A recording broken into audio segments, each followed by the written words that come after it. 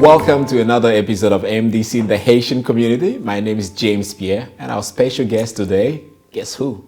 Cindy Dorsainvil. Cindy, thank you so much for being here. Thank you for having me. Thank you. I have to start by saying that you are Haitian American. Yes. Just to make it clear. Yes. Okay. So your parents are Haitian? Yes, both my parents. Yeah. And you were born in Haiti or here in the United States? I was born here in the United States in New York, and I grew up in South Florida, but I frequented Haiti very often. So I should share a warm welcome from Haiti to you now. Well, Since Florida is Florida is the heat and New York is, I'm probably more Haitian than you are, James. So. Could you believe that challenge, right? On my show, she's telling me. Okay, then we'll do a little history about, Haiti, and we'll find out who knows Haiti better throughout that show, right? Will that work? That'll work. That'll work. Cindy, so you were born in New York. Tell me about your childhood, how you stay connected with the Haitian community. I mean, your school, was it more Haitian students going there? Not at all. I grew up in New York. I was born in New York, I should say, and my mom made that big move to South Florida when I was 13, and I went to Archbishop Curley Notre Dame High School, which is a very small Catholic high school in Little Haiti in Miami. Wow.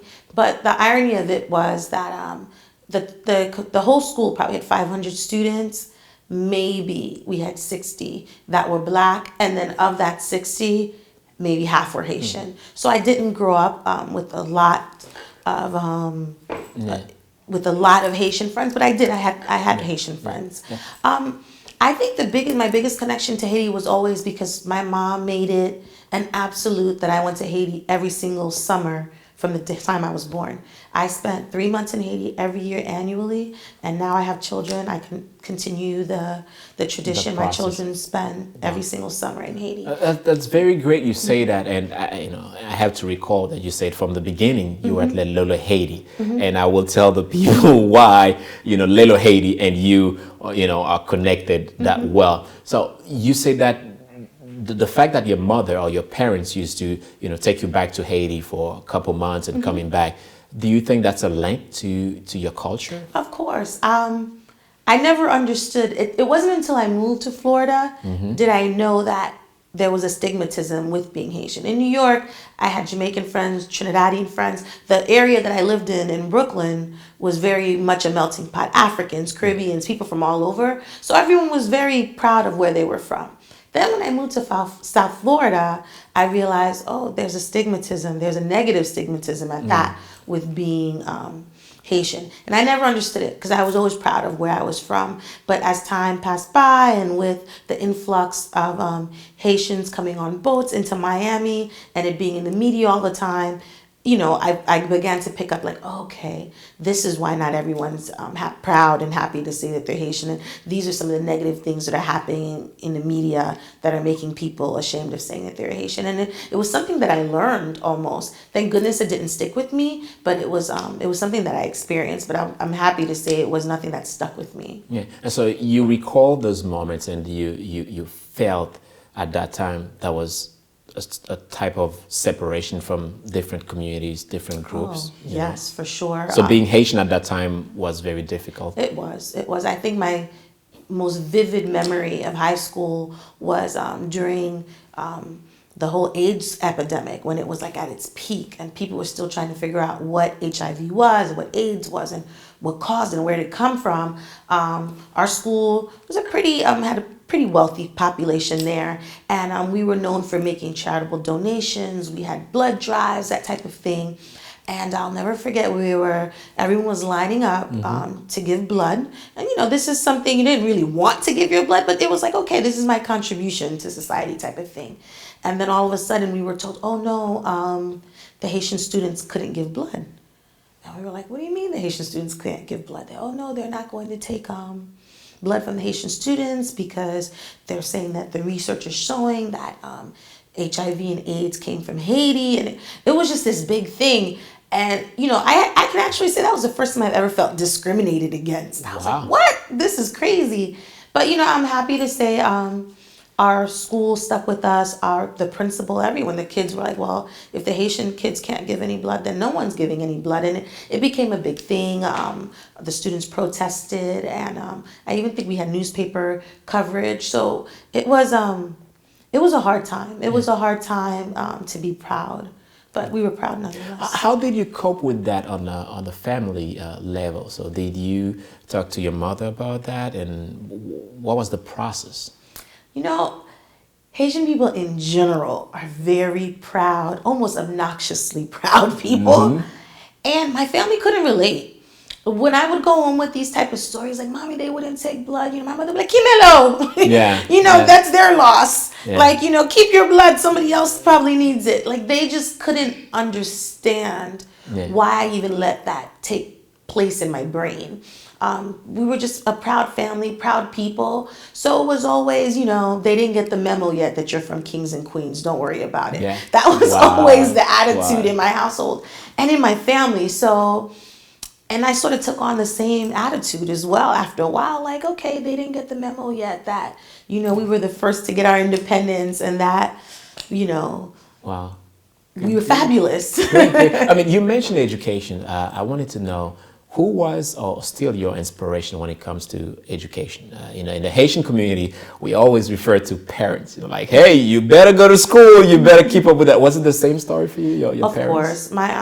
My mom, that was always, if I had good grades, I can do whatever I want. That was her mantra.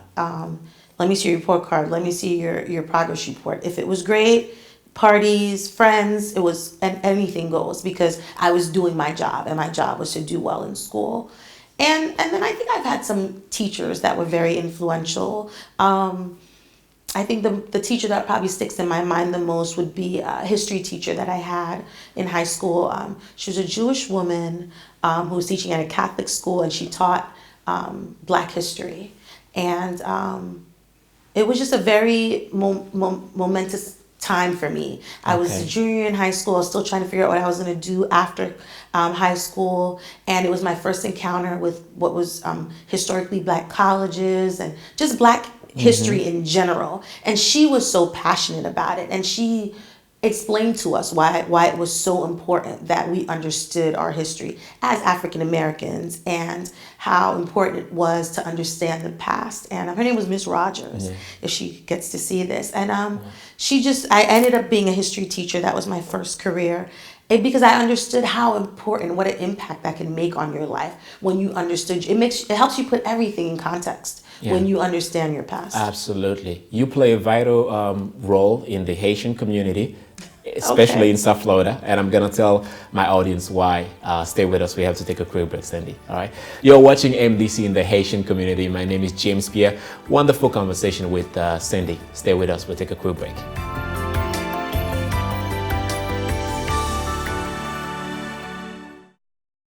Be creative. Be a hero. Be the solution. Be connected. Be innovative. Be global. Be successful. Be you. Be MDC. Be Miami-Dade College.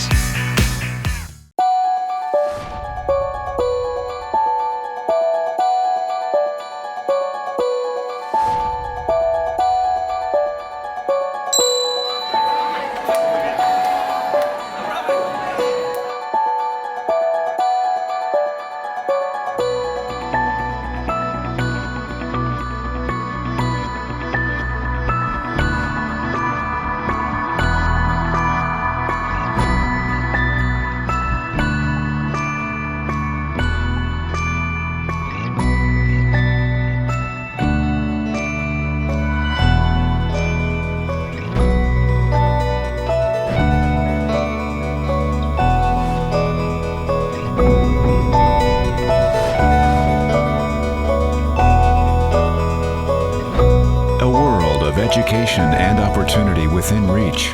You're watching MDC-TV.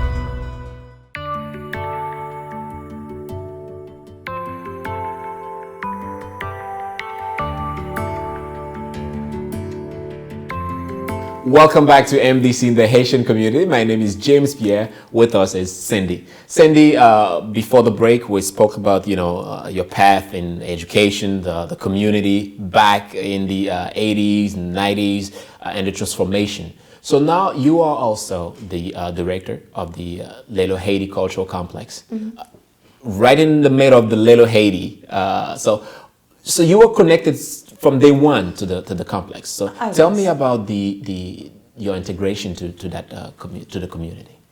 Again, I think, like you said, I've sort of been connected from the beginning. Though I lived in Broward County and worked in Broward County, my first career was as a social studies teacher. I always sort of had a foot in the community in Little Haiti. I worked promoting and producing festivals for the Center for Haitian Studies at one time. I was executive director of the Haitian Cultural Arts Alliance for many years. I worked in the Roots and Culture Festival for many years. I just worked on a lot of different projects in Little Haiti. I just had a passion for this space. I felt at home in this space. So when the opportunity came up about 2 years ago to become the marketing specialist for the complex, I took the opportunity and I applied for the position and did get it. And then within months, the director at the time left, and I applied for that position and became director. Wow. I have to say, you transformed the place. I went there twice, and it's a mosaic of culture. You have everybody in here, enjoying the Haitian culture or learning and their inputs into that. So I have to congratulate you for that. Thank you so much, but I can't take credit for it.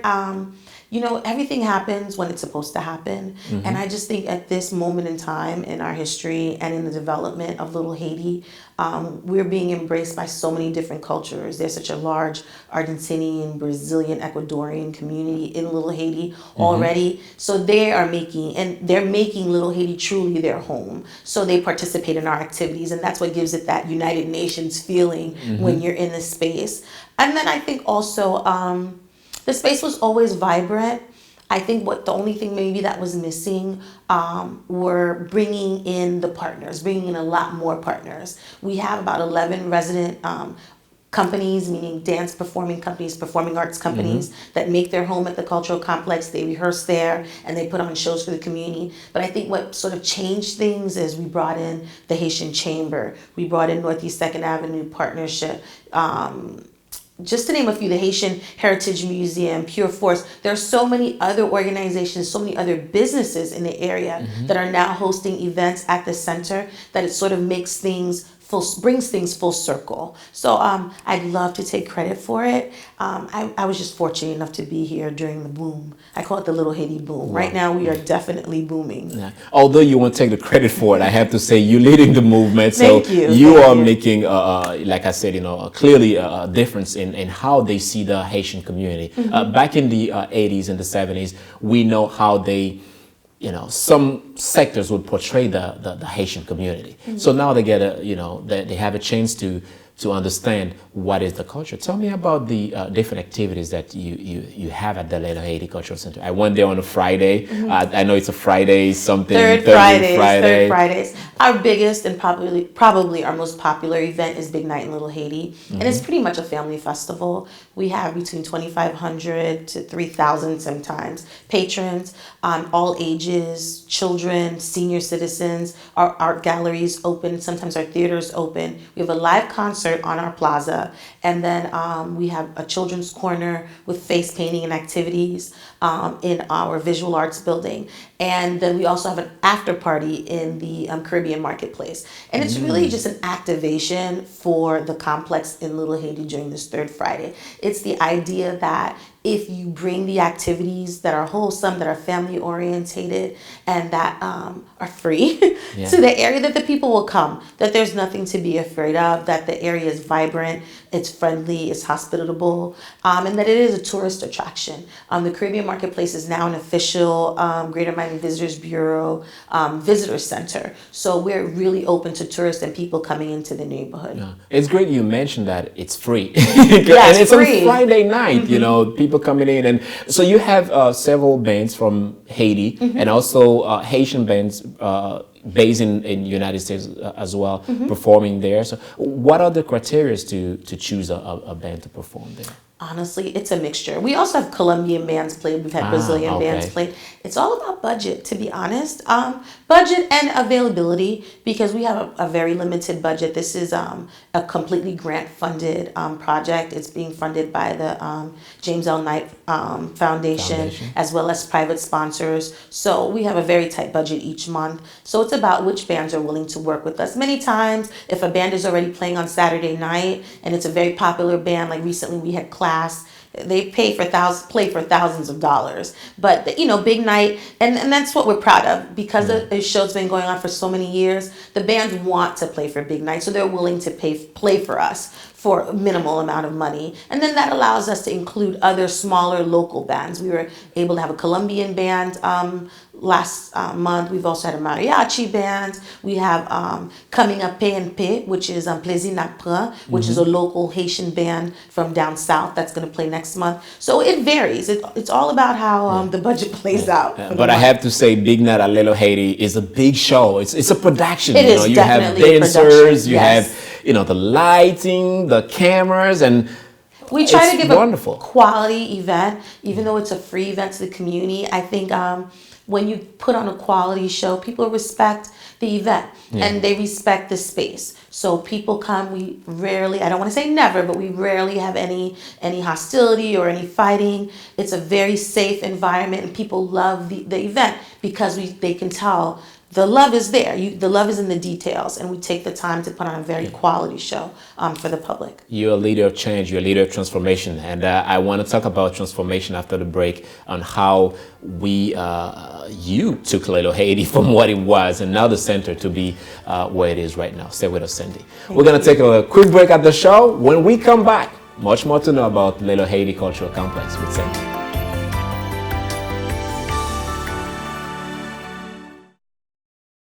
Be creative.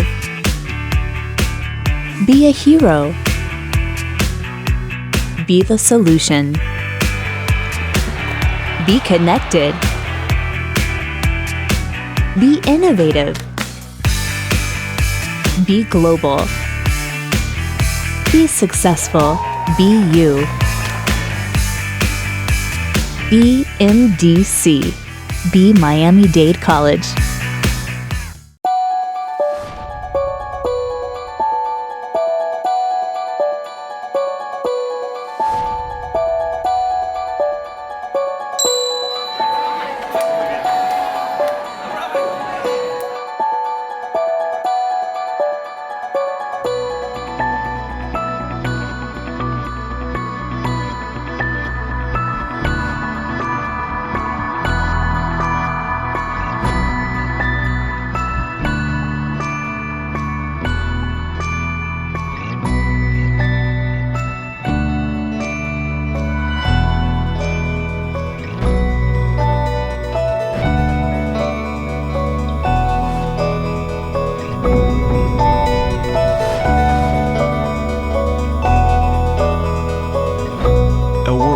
Education and opportunity within reach.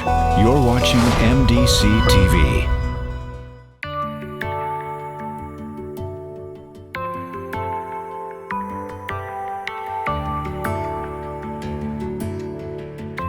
Welcome back to MDC in the Haitian community, our last segment with Cindy. Cindy, before the break, we spoke a bit about Big Night at Little Haiti Cultural Complex. Now I want to know much more about the transformation, of Little Haiti. Now you have that complex, you have different activities going on, conferences. Do you think now the community at large, the international community or the other communities, they have a better perception now of the Haitian community living in South Florida? Oh, of course. I don't think you can come into Little Haiti now and not feel the positive vibes, as someone would say, or the positive vibrations that are coming from the area. The area has really evolved into a tourist attraction, a tourist destination. Because Haitian families and the community has become so friendly, and they understand how tourism can really impact the neighborhood and change the neighborhood. So they're even more welcoming to guests. And in terms of beautification, the area has evolved. So many new owners, so many galleries, and art spaces have opened in the space. We're definitely turning into, I want to say Wynwood's cousin, not Wynwood itself, but Wynwood's cousin, because we want to keep our cultural footprint. We love the ethnicity that you find in Little Haiti. We love that family feeling that you have, but at the same time, we love the eclecticness and the surprise at every corner whenever you turn and you see a different mural, and the different vibrations that you get from all the various galleries. We have a Venezuelan, Argentinian, African American, contemporary art, naive art, all types of galleries are popping up in the area. So people are coming, people are curious, so they're coming to visit, and it's helping property values go up. It's helping the cultural complex have an even stronger foothold in the area, and most importantly, it's giving off a positive image for the area, and it's letting people know that it's highlighting the positive aspects of Haitian culture instead of all those negative things that were being shown years ago. Yeah, absolutely. And there is a big celebration coming in, Yes. for the complex. Tell me more Yes, about I'm very that. excited about it. 2016 marks the 10th anniversary of the Little Haiti Cultural Complex, and we're planning to really, really celebrate that 10 years. We're doing a huge fundraising effort now to keep Big Night Little Haiti going, because our funding from the Grant Foundation, from the Knight Foundation has come to its limit. So we're fundraising for that. We're also trying to create an endowment for the cultural complex so that the complex can be self-sufficient. It is a City of Miami facility, and the city has been doing a great job of keeping the lights on and keeping the water on and keeping the building going. But in terms of programming and activities, if we'd like to see those programs expand and become more encompassing and cover more art forms, we have to fundraise, and the community has to participate in that. So we will be hosting lots of fundraising events and activities, inviting the community in to see what we're doing and to see what they'd like to see happen at the space, and then of course to contribute financially to this endowment fund so that the center can eventually be self-sustaining. So I know, the 10-year anniversary, but how do you see the complex for the next 2 or 3 years in terms of programs or, different activities that you want to bring in? The goal is to set up an endowment for the complex to allow us to expand some of the programs we already have. This year we did win another Knight Foundation grant to support a project we have called the Rara Institute, and it basically teaches young children, specifically boys, how to play Rara street instruments. We have a very popular Rara band that comes out every third Friday of the month, and the kids love it. They follow the band, but it's not really a children. I don't think it's only the kids. Exactly. It's not really a children's activity. So we figured out, this would be great in terms of reinforcing the culture, of course, teaching an instrument to these children. So we would like to expand that program. I would also like to expand our portfolio development program, which prepares students who have a love for art, who want to apply to New World School of the Arts or to Art Institute or any of the other art institutions across the country. They have the talent, but no one has really shown them how to hone in on those skills and how to present them to the public and how to market themselves. And we have a small program now with probably about 10 or 11 students. We'd like to expand it so that we can invite more children from South Florida in general to come, help them develop their portfolios to prepare them to apply to some of these art institutions. And then, of course, we'd like to be able to offer more free programming in the area. Free Wi-Fi to people coming into the space. We'd like to do some small business development. We have several of our artists who are selling art, who are producing art, but still haven't learned the business of the art world, which is very difficult, which is very tricky. So we'd like to offer those type of workshops as well. And also we have several galleries that are popping up around the complex, and we're trying to find ways to bring those galleries into the complex so they can sort of like have that exchange, and we can be part of them and they can be part of us. All these things cost lots of money. It's a huge marketing campaign campaign that has to take place. So at this point, for our 10th anniversary, this whole year will be built around raising funds to build, hopefully, about $1 million endowment that can continue to help benefit the complex for years to come. Yeah, absolutely. Obviously, teaching the children, passing the legacy is a great way to keep the Haitian culture alive. I wanted to know more about your team. You all over the place, putting everything together, but you have a team behind you. Yes. Tell me about the support of your team. It wouldn't be possible without them. Our actual staff at the complex is very small. I have about 7 people who work in those 3 buildings. It's just 7 of us. Myself, Mr. Edward Duffy is our facilities coordinator. Marie Vickles, she's our resident curator. Deborah Magdalena, she does programs and marketing. We have Sandra Mauricio and Teon de Meza. They facilitate and sort of organize the marketplace. And then I have a very small maintenance crew, which is Lena Pierre-Louis and Jad's Cleaning. So it's a very small City of Miami team. What really keeps the center functioning are our partners. And that would be Delu Africa, which is a West African dance team. Dance Now Miami, their contemporary dance company. Tradition Lakai, their Haitian traditional folk dance and traditional arts company. We have several partners. I could not remember all of them. Some of them will be upset with me. But the Haitian Cultural Arts Alliance, Haitian American Chamber, Northeast 2nd Avenue Partnership, Libeli Mapu, Iris Collective, Carl Jus, several different smaller nonprofit organizations, and some larger too, like PAM is a partner of ours, the Lowe's Museum is a partner, the Frost Museum, they're also partners. All these different organizations, they've basically said, oh, Sandy, you want to do art with children? De La Cruz Gallery came in and they said they'll do screen printing. Oh, Sandy, you'd like to do motivational speaking and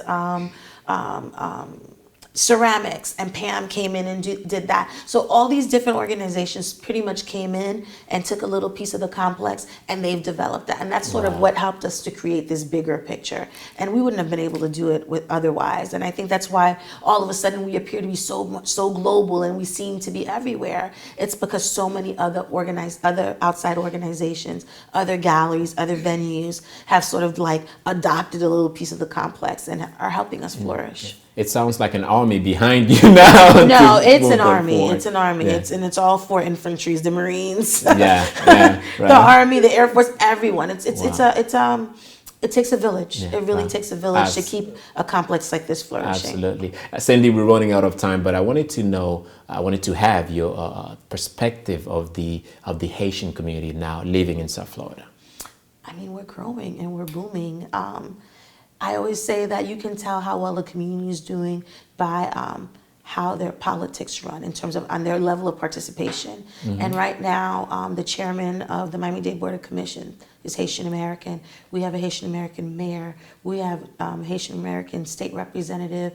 We have several councilmen in various municipalities, even in Broward County, that are participating in government. We have definitely taken a hold of our little piece of the American pie, and we're running with it. And I'm so proud of that, because if you're not part of the solution, then you're part of the problem. Yeah. So the fact that Haitian Americans feel that they need to participate in the democratic process here in South Florida, and of course in the United States in general, it shows that we're here and we're here to stay, and we want to make a positive contribution and expect the same in return. So we're definitely becoming part of the system, becoming part of the process. So to whom much is given, much is required. Is required. Wow, absolutely. So. Cindy, I have to say I'm very proud of you, and I know the whole Haitian community is proud of you, the work that you are doing in the community. Please keep up the good work. I'm and trying. I hope to have you back on the show. Become part of the village. Help me. Absolutely. Thank you once again, Cindy. Thank you. And thank you as well to you for watching MDC in the Haitian community. My name is James Pierre. We'll see you next time for another episode.